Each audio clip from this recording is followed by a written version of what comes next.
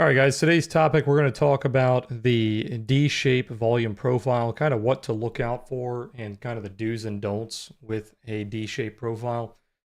So first thing to look for, obviously, we have that large POC node kind of building up in the middle of the day. The day has a slight imbalance on the upper tail. The upper tail is a little bit larger than the lower tail, but for the most part, everything else lines up with that D-shape rotation balance. So typically you look for those rotations from that value high to that value low. You don't really see any significant breakouts of the 30-minute highs, the 30-minute lows, and all that volume just likes to build up on one major node instead of like having the node on the high of day, the low of day, having multiple nodes, etc. I can't get into every single shape in today's video, but basically you just have one major node and it's the POC node. So with today's example, we see that shape on the volume profile. We could also confirm that by looking at this 10 o'clock candle.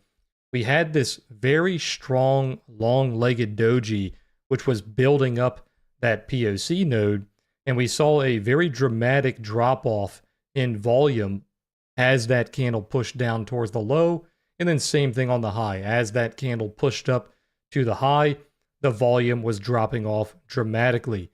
But as you approached that middle of the candle, you can see on the right side of this candle here, the volume was increasing. We were finding a lot of volume towards the middle of that candle.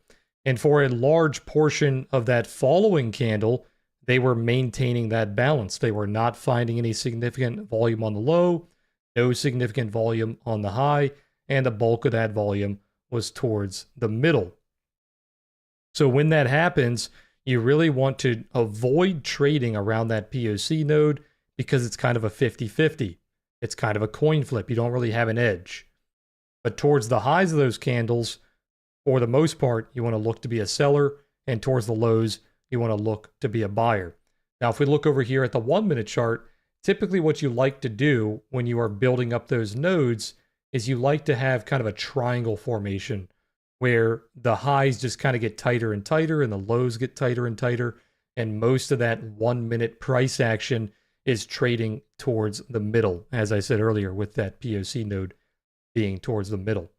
So when you see patterns like that, just know that being a breakout buyer, being a breakout seller is very risky. You want to be more of a mean reversion trader. Okay, you want to look for those pullbacks to the middle, to the POC.